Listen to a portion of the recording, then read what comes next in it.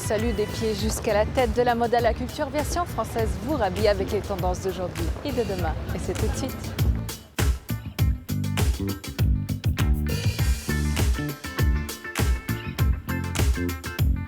On prend nos appartements aux abords de la place des Vosges. Rendez-vous derrière les portes de l'hôtel de Sully.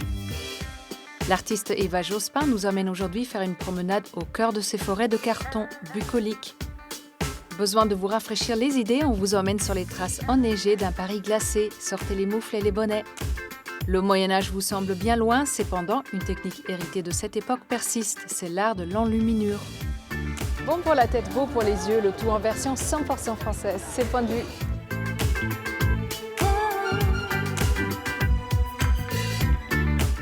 Le cachemire version mémé ou BCBG, très peu pour nous. Chez Mud Love, le pari réussit, celui d'allier matière noble avec des couleurs pop et rebelles. Ici, on retrouve des looks rock et colorés en version 100% parisienne. Alors on jette les pulls en laine qui grattent et on croise les doigts pour qu'une vague de froid s'abatte sur le pays. Quoi, vous trouvez qu'on exagère ? Si on vous dit plastique, tam-tam et assise, vous répondez Henri Massonnet. Si son nom ne vous dit peut-être rien, son emblématique tabouret, lui, vous rappellera des souvenirs. À sa création en 1948, il était vendu 10 francs et depuis plusieurs dizaines de millions d'exemplaires ont été écoulés. Il fut même exposé au MoMA de New York. Si vous transpirez à grosses gouttes quand on commence à parler vin à table et que vous ne voyez toujours pas la différence entre vignoble, cépage, domaine et appellation, cet ouvrage est fait pour vous. La carte des vins, s'il vous plaît, et un atlas pour les curieux débutants qui s'intéressent à la viticulture à travers le monde, alors rouge ou blanc. Pierre Letz est diplômé de la Chambre syndicale de la couture et c'est avec Daniel Martin qui créent leur marque et revisitent ensemble le kimono. Pièce emblématique de la tradition japonaise, elle est ici détournée avec des jeux de matières contemporaines comme la soie, le tweed ou encore le lamé. Un indispensable mode.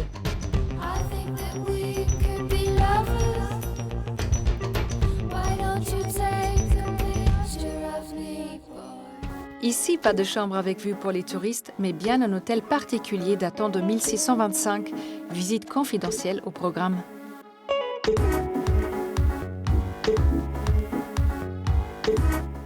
Si vous aviez toujours rêvé de vous glisser dans les souliers d'une duchesse parisienne au XVIIe siècle, alors la découverte de l'hôtel de Sully est faite pour vous.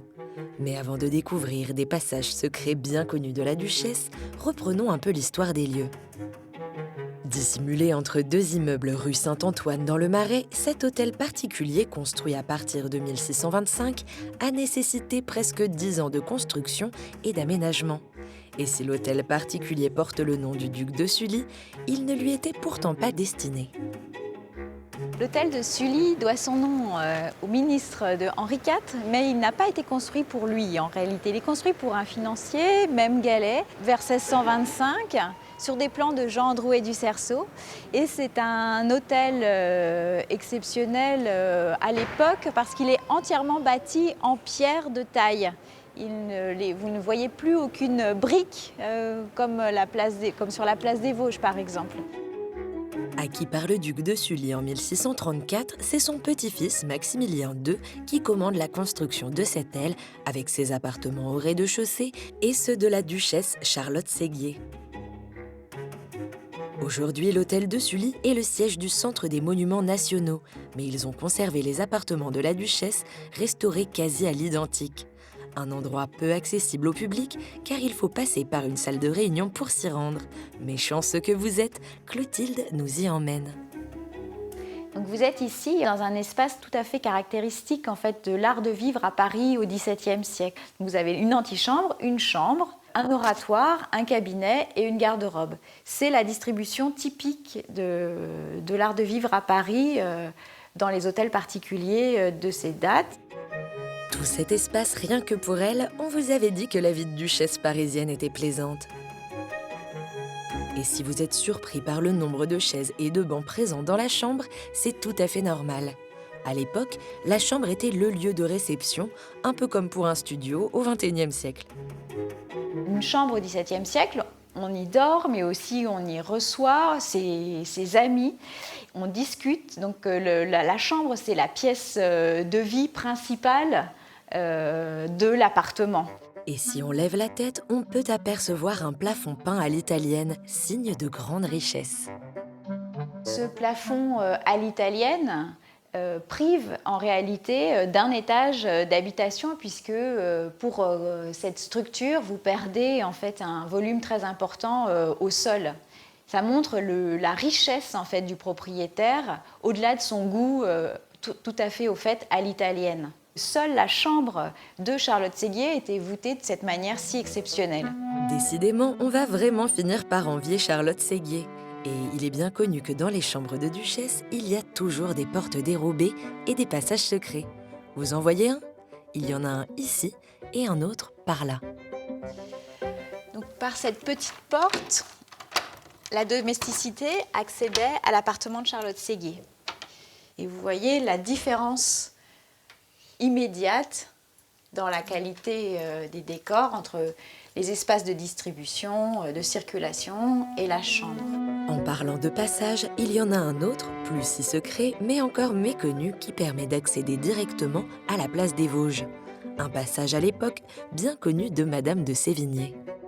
Au XVIIe siècle, la porte était fermée, bien évidemment, et donc on avait ici un espace entièrement clos et entièrement privé. Ce n'est pas du tout traversant. Madame de Sévigné, qui habite la place des Vosges, toute proche, visitait Charlotte Séguier régulièrement. Et elle pouvait passer effectivement par cette petite porte. Un petit bonus si vous passez par là et que vous souhaitez gagner du temps ou simplement venir flâner dans le jardin et s'imaginer toutes les confidences que pouvaient se faire la duchesse Charlotte Séguier et Madame de Sévigné.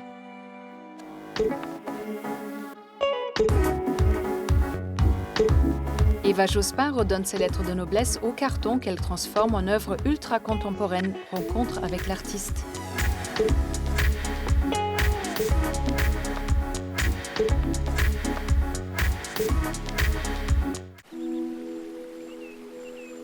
Si on vous laisse là, vous pourriez presque vous croire dans une forêt un jour d'hiver. Non, vous n'êtes pas dans la forêt de Fontainebleau, mais bien face au travail de la plasticienne Eva Jospin. Attirée par la nature, elle imagine et dresse ces grandes forêts. Et un peu comme un trompe-l'œil, nous invite à nous perdre dans les profondeurs. C'est un sujet qui m'a tout de suite emportée parce qu'on a tous une expérience très intime de la forêt. C'est-à-dire que c'est un langage qui est à la fois extrêmement personnel, intime et en même temps complètement universel. Et puis ce sont des œuvres qu'on regarde de façon statique et c'est l'œil qui nous donne un chemin. Ça, je trouve que c'est intéressant. Parce que quand on est devant ces grands bas-reliefs, on imagine un parcours. On se dit, tiens, je pourrais rentrer là. On sait que c'est faux. Et pourtant, on y rentre avec plaisir. On se laisse prendre, en fait. Et ça, j'aime bien. On se perd tellement dans les abîmes de cette forêt qu'on passerait presque à côté d'un détail intrigant. Regardez de plus près. Vous voyez de quoi est faite cette forêt? Elle a été taillée dans du carton. Matériau de prédilection d'Eva, elle ne le quitte plus depuis ses débuts. Et parmi toutes les qualités qu'elle lui trouve, c'est notamment son côté malléable qui lui a plu.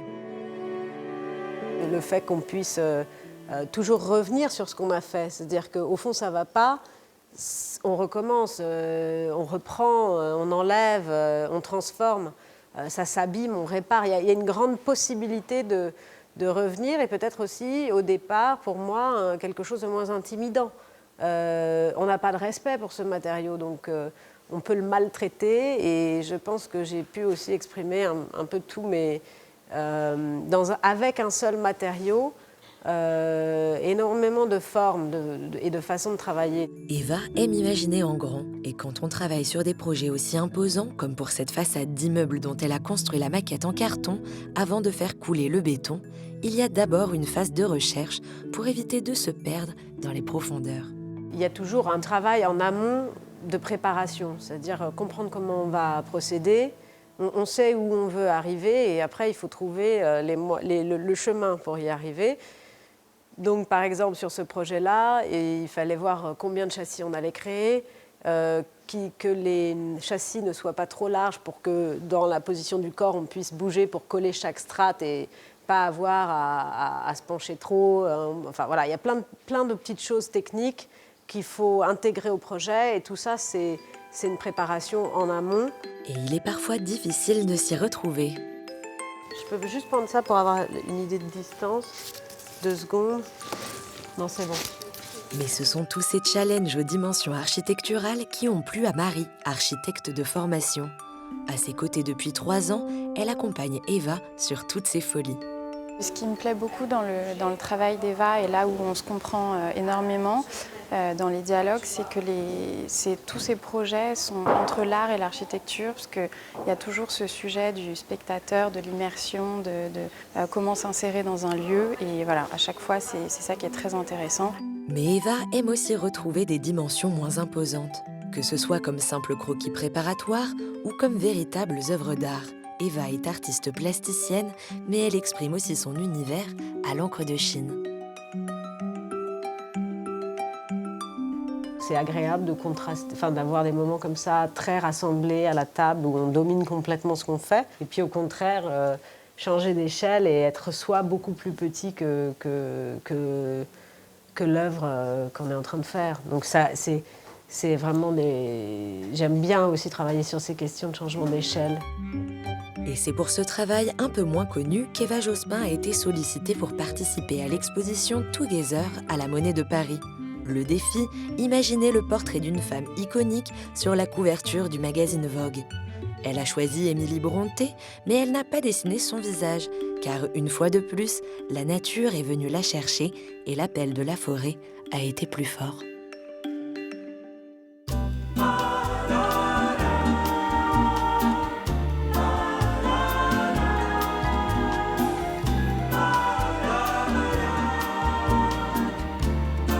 Bonjour Eva. Bonjour. Vous nous recevez aujourd'hui à la Monnaie de Paris où vous avez une exposition qui s'appelle Together. Est-ce que vous pouvez nous dire en 2 mots de quoi il s'agit? Alors en fait, c'est une initiative de David Hervé Boutin et du magazine Vogue qui ont proposé à une trentaine d'artistes d'imaginer une couverture de Vogue en hommage à une héroïne, une femme inspirante. Et moi, j'ai choisi de faire ma couverture sur Émilie Brontë. Eva, votre travail dans le cadre de l'exposition est sur le dessin et à travers le dessin, mais vous êtes notamment connue pour être plasticienne avec un matériau très particulier, le carton. Comment le carton est venu à vous? Ça va être souvent l'œuvre transitoire, l'essai avant l'œuvre finale. Donc c'était un matériau que j'utilisais déjà depuis longtemps, entre mon passage en architecture et puis mes essais pour faire des futurs tableaux, etc., quand je peignais encore aux Beaux-Arts. Et ce matériau, je l'ai de plus en plus travaillé, de plus en plus dans les détails, mais en même temps, j'ai découvert énormément de propriétés de ce matériau. Et c'est devenu un langage en soi. Et aujourd'hui, quand je travaille avec d'autres matériaux, comme par exemple le béton, puisque je viens de faire une grotte à Chaumont-sur-Loire ou une fontaine au domaine de Trévarez, et bien, il y a quand même l'étape du carton. Il a cette particularité d'être, on va dire, un matériau du pauvre et de ne pas être pérenne. Ce qui est contradictoire en soi parce que vous prenez autant de temps pour construire vos forêts pour quelque chose dont on va dire il ne va pas forcément perdurer des siècles et des siècles. Il y avait aussi un jeu sur les contradictions, c'est-à-dire représenter des forêts qui mettent des siècles et des siècles à pousser dans un matériau qui est fragile, mais en même temps qui exprime aussi la fragilité de ces environnements aujourd'hui. En réalité, le matériau n'est pas ce qui fait la conservation. Les œuvres se déplacent et ce n'est pas parce qu'on les a faites en bronze ou en pierre qu'elles perdurent pour toujours. Justement, quand on pénètre dans vos forêts, parce qu'on est vraiment en immersion, je pense notamment à l'installation dans la cour carrée du Louvre, chacun y met ce qu'il veut. Et chacun peut s'imaginer cette balade en forêt que vous proposez à sa façon. Est-ce que ça aussi c'est recherché de votre part? Oui, complètement. Souvent, les artistes, si on a cet élan d'aller vers la création, c'est aussi parce que quelque part, on n'est pas complètement bien adapté, entre autres. Même si on a l'air très normaux comme ça, mais en réalité, il y a quelque chose en nous qui boite un peu. Et donc, dans ce boitement, on va chercher à se créer un univers. Et c'est clair que l'univers que je crée, j'ai envie d'y faire venir des gens. J'ai envie de donner la possibilité à ceux qui ont cette sensibilité aussi, ou qui peuvent être touchés par ce travail, d'avoir un espace de repli, mais qui va vers autre chose, qui va vers une rêverie, qui va vers l'imaginaire et qui ne va pas au contraire vers quelque chose de violent. Mais c'est clair que j'ai l'impression qu'on a un besoin de repli. C'est assez évident partout, on le voit s'exprimer. Et va concrètement, dans votre travail, qu'est-ce qui donne le top départ pour une œuvre? C'est un dessin, c'est une idée, c'est le toucher d'un matériau. D'où ça part? Alors c'est différent, c'est assez changeant. En fait, moi je suis assez lente et j'ai relativement peu d'idées. Donc souvent mes idées prennent énormément de temps parce que j'y pense pendant très longtemps et un jour je le fais. Et c'est pour ça, je crois, que j'ai besoin d'avoir un travail très manuel parce qu'il faut que je sache ce que je vais faire demain. Il ne faut pas que je me pose trop de questions, sinon je crois que je ne ferai pas d'œuvre. Donc il y a à la fois l'envie de faire quelque chose et ça peut prendre du temps. Et en même temps ce besoin de ne pas du tout penser à soi et donc d'être un peu un instrument au milieu de l'atelier. Ouais, ça j'aime beaucoup. Merci Eva. Je vous en prie.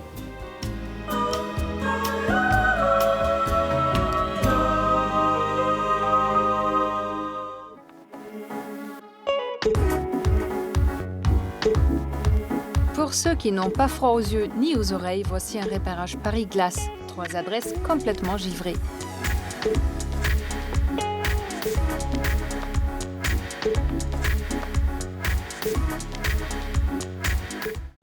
Repérage, c'est votre rubrique des nicheuses de bons plans parisiens. Cette semaine encore, on a marché, couru, rampé, arpenté, cheminé et exploré les recoins les plus givrés de la capitale.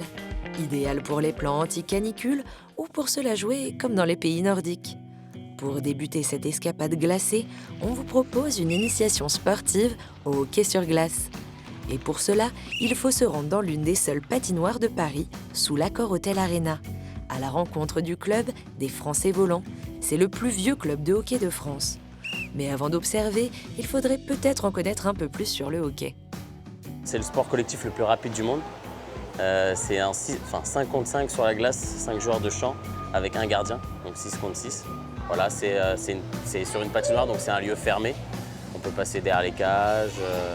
Et ça peut aussi être dangereux, ce qui explique l'équipement parfois un peu encombrant. Les enfants sont très protégés, que ce soit les enfants ou les adultes. Ça protège vraiment toutes les parties entre guillemets importantes du corps. Donc il y a le protège-cou par exemple, il y a le casque avec une grille pour protéger le visage. Il y a des protèges tibia. On a ce qu'on appelle une culotte, c'est un short qui protège le bassin, les fesses et l'avant. Tout un attirail pour minimiser les risques de blessures. Mais bon, comme on n'est pas très à l'aise sur la glace, on retourne sur la terre ferme. Maintenant que vous êtes un peu échauffé, attrapez vos gants, vos bonnets et vos doudounes parce que notre prochaine escapade est complètement givrée. Caché au premier étage du Cube Hotel dans le 18e, se trouve un bar pas comme les autres. Et si on vous a dit de bien vous équiper, c'est parce que c'est un nice bar où l'air ambiant est à moins 20 degrés. Dans ce décor de glace digne du James Bond meurt un autre jour, vous pouvez siroter quelques verres au volant d'un 4x4 décapotable ou sagement sur un banc entouré de sacs de munitions et de mitraillettes. On ne vous cache pas qu'on a eu un peu froid au bout du nez, mais c'est un bon test pour savoir si nous sommes prêts pour un voyage dans le Grand Nord canadien.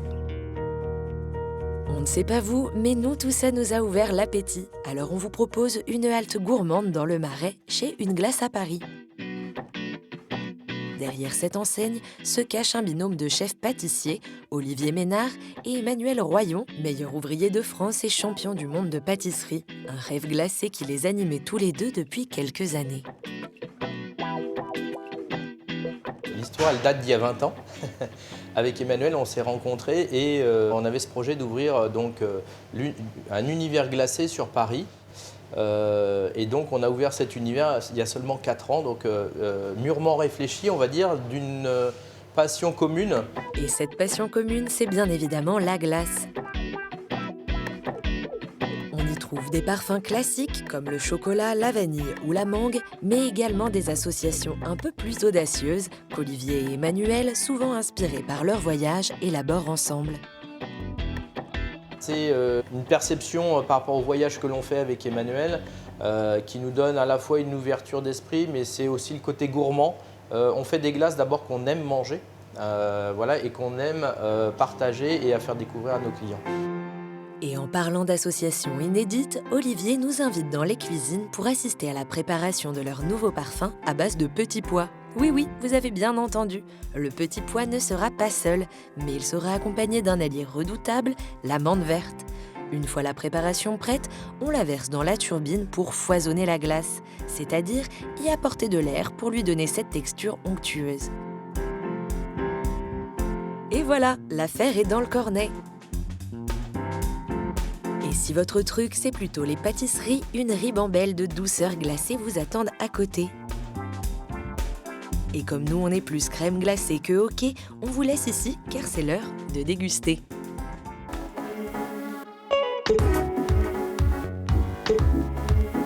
Du bout de son pinceau et de ses doigts de fée, Sophie Théodose nous fait partager sa passion pour l'art de l'enluminure, ses focus.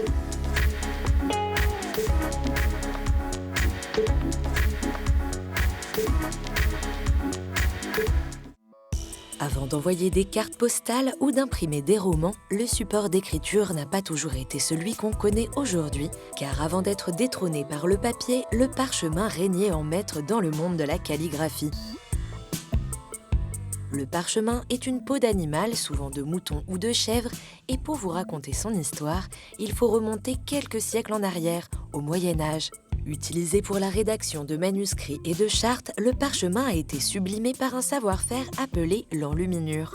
Ce savoir-faire au nom poétique est une technique de peinture qui consiste à apposer des pigments de couleur et de la feuille d'or pour sublimer les écrits. Un savoir-faire de nos jours en voie de disparition, mais Sophie Théodose fait partie de ces irréductibles enlumineurs. Dans son atelier de Saint-Germain-en-Laye, Sophie fait perdurer cet artisanat médiéval qui, à l'époque, était réservé aux membres du clergé. Au Moyen-Âge, les seules personnes qui savaient lire, c'était soit les nobles, soit le clergé. Et donc, c'était le clergé qui se chargeait de rédiger, de calligraphier les livres de prière, bien évidemment, et qui se chargeait également des peintures. On appelle ça des manuscrits à peinture. Tout ça, c'était quasiment et exclusivement réalisé dans des scriptoria, donc dans des abbayes. Et si on utilisait du parchemin plutôt que du papier, c'était pour son prix moins élevé et surtout pour sa faculté à ne jamais pourrir.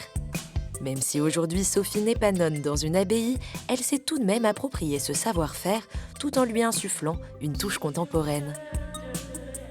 Enluminure à plat, en relief ou en sculpture, Sophie ne fait pas dans la restauration, mais dans la création. Je ne suis pas enlumineur traditionnel où je ne fais que des copies. J'amène une créativité tout en respectant par contre la façon de faire et les étapes surtout qu'il ne faut pas rater, quoi. Et parmi les étapes à ne pas rater, il y a celle du choix du parchemin. Chaque animal en plus est unique, donc à chaque parchemin a sa propre identité. Et donc je ferai quelque chose là-dessus, puis après j'aurai une autre peau, je ferai autre chose. Donc quasiment mes pièces sont uniques. Et comme chaque peau est unique, il ne faut pas faire n'importe quoi. Et c'est pourquoi Sophie prépare son motif sur un calque, puis le recopie à la plume sur son parchemin pour être sûre de ne pas faire d'erreur. Pour que l'or tienne, il faut le poser sur du gesso, un mélange de colle qu'il faut ensuite polir à l'agate pour donner ce côté parfaitement lisse et homogène. Et avant de poser la feuille d'or, il faut l'humidifier et les enlumineurs ont une technique bien particulière. Je vais réhumidifier. Alors, il n'y a pas mieux pour vous montrer. J'ai fait de la buée. On ne souffle pas, sinon ça servirait strictement à rien. Donc j'ai fait de la buée beaucoup et très près. Je n'embrasse pas mon parchemin, mais c'est limite. Parfois même mes lèvres se collent et c'est pas grave. Sauf que si mon gesso est trop humide, il va finir par se recoller sur ma bouche, ce qui est assez désagréable. Et comme Sophie travaille avec des matériaux nobles et délicats, ils sont parfois un peu capricieux. Les jours d'orage, c'est pas la peine. C'est pas parce que j'ai peur, c'est parce qu'il fait beaucoup trop lourd. Je peux pas coller l'or. La peau, elle, est moite également. La peinture met un temps infini à sécher, donc c'est pas la peine. Donc les jours d'orage, je fais rien. Une fois la feuille d'or posée, Sophie doit la polir avec de la pierre d'agate, puis peut passer à la couleur. Et si au Moyen-Âge, on utilisait uniquement du bleu, du rouge et du blanc, Sophie, elle, s'amuse avec une très large palette de couleurs. Avec du rouge de Mars, du bleu de Prusse, du ocre de Garance ou encore ocre Havane, les possibilités sont infinies. Sophie redonne ainsi vie à un savoir-faire médiéval en voie d'extinction. Avec le côté contemporain qu'elle insuffle à ses créations, il devrait avoir encore de belles années devant lui, excepté les jours d'orage.